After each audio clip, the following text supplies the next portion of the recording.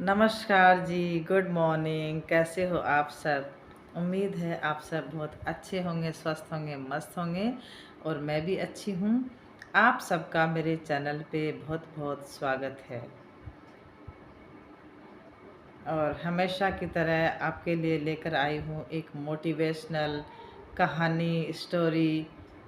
उसको सुनने के लिए आप वीडियो पर अंत तक बने रहना, बीच में वीडियो को बिल्कुल भी स्किप मत करना क्योंकि कहानी बहुत ही प्रेरणादायक है। हमें इस कहानी से बहुत अच्छी शिक्षा मिलने वाली है और अपने जीवन में भी अगर हम इन अच्छी मोटिवेशनल बातों पर अमल करते हैं तो हमारा जीवन भी सुखमय बन सकता है और सफलता की ओर अग्रसर हो सकता है। तो गाइस वीडियो पर बने रहना। इससे पहले मैं बता दूं आपको कि अगर आप चैनल पे नए हैं तो घंटी के बेल आइकन को दबा करके ऑल पे क्लिक कर दीजिए ताकि अपलोड होने वाले वीडियो का नोटिफिकेशन आपके पास सबसे पहले पहुंच सके। और वीडियो को ज़्यादा से ज़्यादा शेयर कर दीजिए और लाइक ज़रूर कर दीजिएगा वीडियो को। तो चलिए सुनते हैं एक बहुत ही प्यारी सी छोटी सी मोटिवेशनल स्टोरी। एक वन में एक बहुत बड़ा अजगर रहता था। वह बहुत ही अभिमानी था, अत्यंत क्रूर था, हम यूँ कह सकते हैं बहुत ही घमंडी था। और क्रूर का मतलब जब भी अपने बिल से निकलता था तो सब जीव उससे डरकर भाग जाते थे। यानी इतना बड़ा विकराल उसका मुंह था कि वो खरगोश तक को भी निगल जाता था। इस तरीके का भयानक और खतरनाक अजगर था।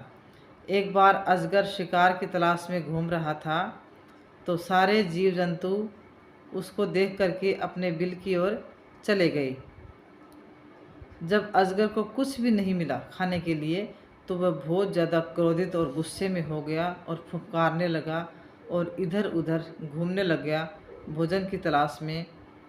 फिर उसने देखा कि थोड़ी सी दूर एक हिरनी है जिसने अपने नवजात शिशुओं को पत्तियों के ढेर से छिपा रखा है और खुद उनको छिपा करके कहीं भोजन की तलाश में दूर चली गई है। तो अजगर ने की जब फुफकार सुनी तो वो सूखी पत्तियां जो है वो अपने आप उड़ने लग गई। जैसे अजगर ने फुफकार मारी ना तो उसकी हवा से इतनी तेज़ उसकी फुफकार थी कि जो जिस पत्तियों से हिरनी ने अपने बच्चों को ढक रखा था वो पत्तियां उड़ करके साइड में चली गई और हिरनी के बच्चे पर उस अजगर की नज़र पड़ी। जैसे ही हिरनी के बच्चे पर उसकी नज़र पड़ी तो हिरनी का बच्चा इस भयानक जीव को देख करके इतना डर गया कि अपने मुंह से वो चीख नहीं पाया। बहुत ज़्यादा डर गया था। अजगर ने देखते ही देखते हिरण के बच्चे को निगल लिया और तब तक हिरनी भी लौट करके वापस आ गई थी। लेकिन हिरनी क्या करती, वह अपने आँखों में आंसू भरकर अपने बच्चों को अजगर का ग्रास बनते हुए देख रही थी, अजगर को खाते हुए देख रही थी।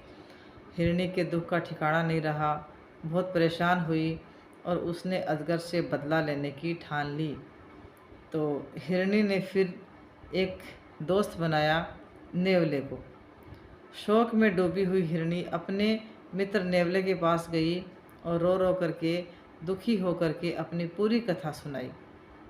तो जैसे ही हिरनी का दुख नेवले ने सुना तो नेवले को भी बहुत ज़्यादा दुख हुआ और वह दुख भरे हुए स्वर में बोला कि मेरे दोस्त, मेरे बस में होता तो मैं उस नीच अजगर के 100 टुकड़े कर डालता, पर क्या करूं, वो कोई छोटा मोटा सांप नहीं है जिसे मैं मार सकूं। वो तो एक अजगर है और वह अपनी पूंछ की फटकार से ही मुझे अधमरा कर देगा।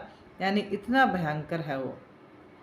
लेकिन उसने कहा कि पास में ही चींटियों की एक बाम्बी है और वह रानी में जो चींटियों की रानी है वो मेरी मित्र है, नेवले ने कहा उससे, और हमें चल के उससे सहायता मांगनी चाहिए। हिरनी ने निराश स्वर में विलाप किया, पर उसने कहा कि पर जब तुम्हारे जितना बड़ा जीव उस अजगर का कुछ नहीं बिगाड़ सकता तो चींटियाँ क्या बिगाड़ पाएंगी। एक छोटी सी जीव है बेचारी, वो क्या कर लेगी। नेवले ने कहा ऐसा मत सोचो, चींटियों के पास जो उनकी रानी चींटी है उसके पास बहुत बड़ी सेना है चींटियों की, और तुम जानती हो कि संगठन में बहुत बड़ी शक्ति होती है। हिरण को कुछ आशा की किरण नजर आई कि हाँ ये बात तो ठीक हो सकती है। तो नेवला हिरणी को लेकर के चींटी के बिल के पास गया जहाँ पे रानी चींटी रहती थी। उसे सारी कहानी सुनाई और रानी चींटी ने सोच विचार किया और फिर कहा कि ठीक है, हम तुम्हारी सहायता करेंगे। हमारी बाम्बी के पास एक संकरीला नुकीला पत्थरों भरा हुआ रास्ता है, तुम किसी तरह उस अजगर को उस रास्ते के पास लाने के लिए मजबूर कर दो, बाकी काम मेरी सेना पर छोड़ दो। नेवले को अपनी मित्र जो चींटी रानी थी उस पर पूरा विश्वास था और वह अपनी जान जोखिम में डालने के लिए तैयार हो गया था नेवला। दूसरे दिन नेवला जाकर सांप के बिल के पास अपनी बोली बोलने लग गया। तो अपने ही शत्रु की बोली सुनकर अजगर को बहुत बड़ा क्रोध आया और गुस्से में भर कर के वो अपने बिल से बाहर निकला। नेवला उसी सकड़ी वाली गली की जो दिशा थी उसमें दौड़ा और अजगर ने उसकी ओर पीछा किया।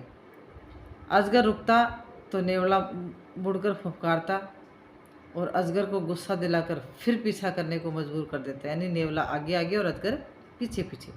इस प्रकार नेवले ने उसे संकरीले रास्ते पर गुजरने के लिए मजबूर कर दिया।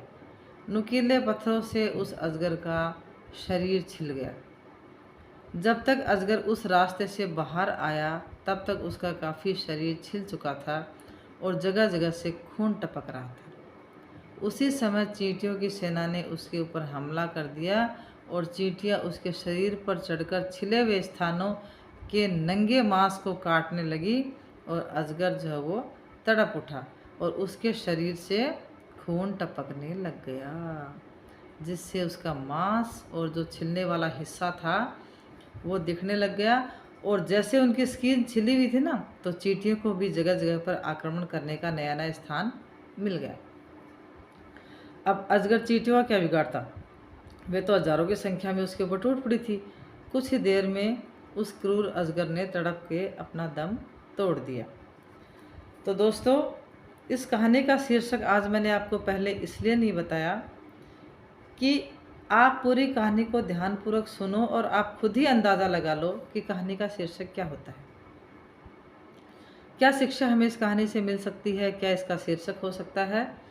तो इस कहानी का शीर्षक था संगठन, क्योंकि सारी चींटियों ने संगठित होकर के ही तो अजगर पे हमला किया था। और इस कहानी से हमें शिक्षा ये मिलती है कि संगठन में शक्ति होती है और संगठन की शक्ति जो है वो बड़े बड़ों को धूल चटा देती है। संगठन में कायदा नहीं होता बल्कि व्यवस्था होती है। संगठन में सूचना नहीं होती, समझ होती है। संगठन में कानून नहीं होता, अनुशासन होता है। संगठन में भय नहीं होता, भरोसा होता है। संगठन में शोषण नहीं होता, पोषण होता है। संगठन में आग्रह नहीं होता, आदर होता है। संगठन में संपर्क नहीं होता, संबंध होता है। और संगठन में अर्पण नहीं होता बल्कि समर्पण होता है। इसलिए खुद को संगठन से जोड़े रखें और संगठन सामूहिक हित के लिए बहुत ज़रूरी होता है, व्यक्तिगत स्पर्धा और स्वार्थ के लिए नहीं, बल्कि संगठन हम सब के लिए बहुत ज़रूरी है। संगठन में इतनी बड़ी ताकत होती है जिसके सामने दुनिया की हर बड़ी से बड़ी शक्ति जो है वो हार मान लेती है। तो यही आज की कहानी का शीर्षक था। तो हमेशा प्रसन्न रहिए, मस्त रहिए। जो प्राप्त है वही पर्याप्त है। जिसका मन व्यस्त है, जिसका मन मस्त है, उसके पास समस्त है। Thank you for watching.